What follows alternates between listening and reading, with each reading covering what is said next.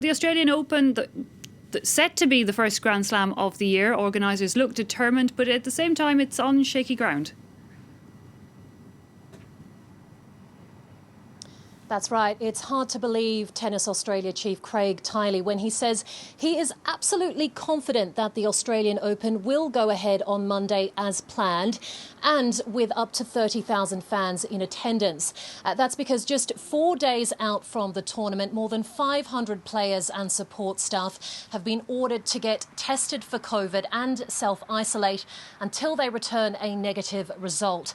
That's after a hotel quarantine worker from the Grand Hyatt in Melbourne, where they were staying, contracted the virus, meaning that all of those players and their entourages are considered casual contacts. Australian tennis officials say they expect everybody associated with the Open to return negative results, but they're not taking any chances. Today's warm-up matches were postponed.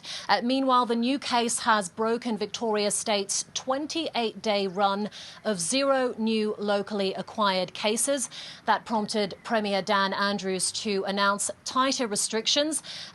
Masks are now mandatory in all indoor settings, and the number of people allowed in households has been reduced from 30 to 15.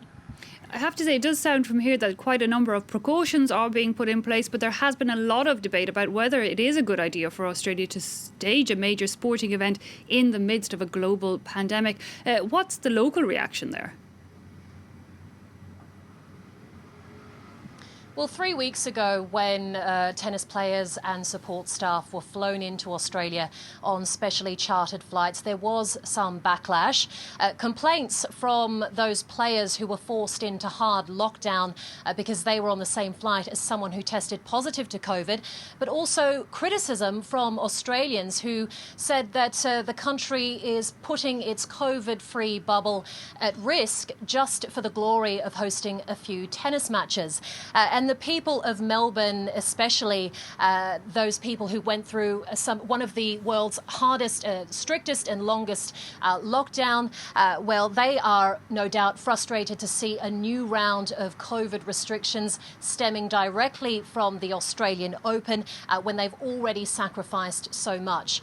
Indeed, there is a sense, a view among many that some of these privileged tennis players don't appreciate just how much the city went through, what the city went through last year, just to get to this point, just to be able to host a tennis tournament. Premier Dan Andrews said that the state is doing its best to find a so-called COVID normal, one that manages the health risk, but one that also creates economic activity. Pre-COVID, the Open pumped more than 240 million euros into state coffers. Rochelle Harrison-Pless, thanks indeed for that update.